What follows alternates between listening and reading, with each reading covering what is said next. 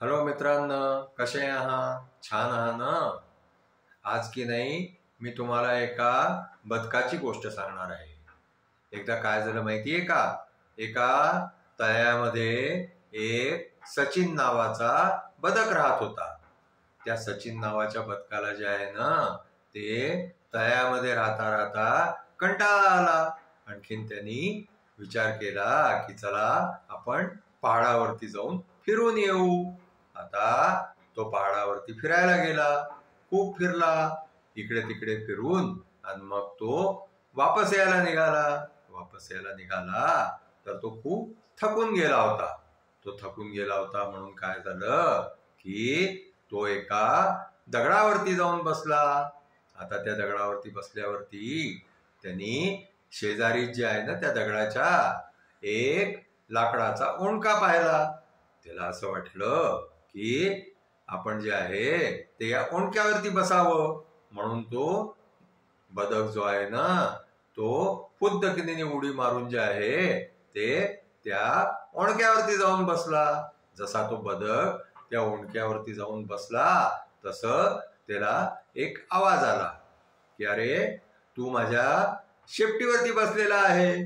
आता हा आवाज ऐकून जे आहे ना तो बदक खूपच घाबरला एकदम.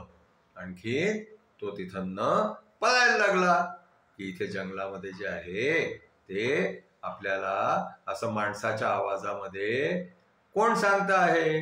म्हणून त्यांनी पळत पळत जे आहे ते मागे वळून पाहिलं तर त्या दगडाच्या आडून जे आहे ना ते एक डायनासोर जो आहे ना तो त्याच्याकडे असा पाहून राहिला होता.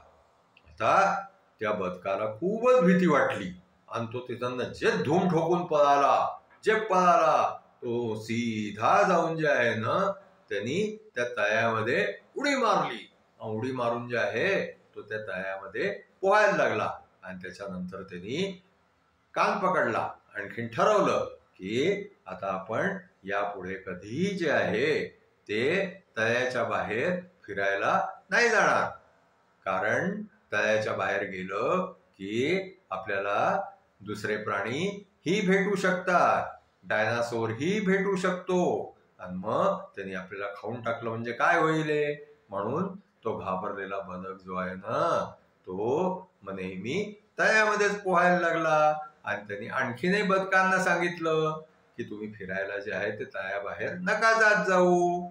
अशा प्रकारे जे आहे ते त्या घाबरलेल्या बदकांनी जे आहे ना ते तळ्याबाहेर जाणं नेहमीसाठी बंद करून दिलं.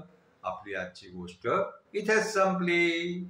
तुम्हाला आमची गोष्ट आवडली असल्यास तुम्ही आमच्या चॅनलला लाईक करा, शेअर करा, सबस्क्राईब करा.